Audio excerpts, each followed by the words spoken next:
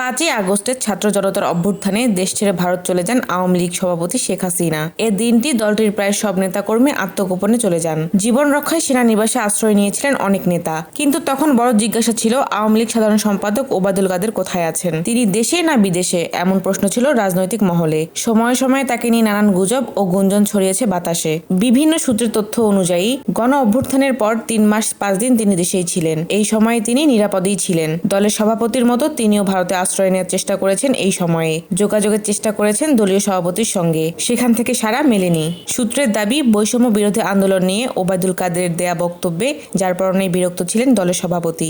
ছাত্রদের আন্দোলন দমাতে ছাত্রলীগই যথেষ্ট।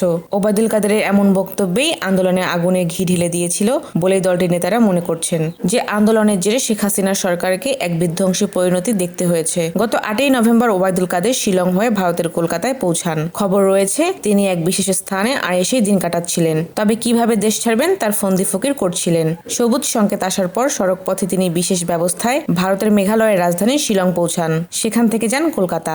দিল্লি নয়, কলকাতাতেই তিনি অবস্থান করবেন এমনটাই জানা গেছে। ভারত সরকারের কাছে তার জন্য কেউ কেউ লবি করেছিলেন। এক্ষেত্রে শেখ হাসিনা কোনো আগ্রহ দেখাননি। আওয়ামী লীগের সাধারণ সম্পাদক ওবায়দুল কাদের সরকার পতনের কয়েকদিন আগ থেকে হঠাৎ নীরব হয়ে যান। বলা বলি আছে, আন্দোলন নিয়ে দেয়া বক্তব্যের কারণে তাকে কথা বলতে বারণ করা হয়েছিল দলের সভাপতির পক্ষ থেকে। এ সময় দলের অন্য নেতারা গণমাধ্যমে কথা বলেন। আওয়ামী লীগের পতনের পর আত্মগোপনে থাকা কয়েকজন নেতা নানা মাধ্যমে বিবৃতি দিয়েছেন, কিন্তু দলের সাধারণ সম্পাদকের পক্ষ থেকে কোনো ধরনের বিবৃতি দেখা যায়নি। টানা 3 মেয়াদে দলের সাধারণ সম্পাদক হয়ে ওবায়দুল কাদের দলেও নিজস্ব বলয় তৈরি করেছিলেন। এই কারণে দলীয় অনেক নেতাকর্মীও তার প্রতি ক্ষুব্ধ ছিলেন। এছাড়া বিরোধী দলগুলোকে নিয়ে তুচ্ছ তাচ্ছিল্য করে নানা সময়ে বক্তব্য দেয়ায় সাধারণ মানুষের কাছেও বিরক্তকর চরিত্র হয়ে উঠেছিলেন তিনি। তাকে নিয়ে সামাজিক যোগাযোগ মাধ্যমেও ছিল নানা ব্যঙ্গাত্মক প্রচারণা।